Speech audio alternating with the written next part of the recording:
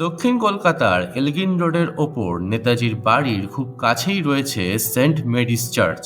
1889 সালে তৈরি হওয়া এই গির্জাটির অন্যতম বৈশিষ্ট্য হল অন্যান্য গির্জার মতন এখানে ইংরাজিতে সার্ভিসেস দেওয়া হয় না, দেওয়া হয় আমাদের মাতৃভাষা বাংলায়।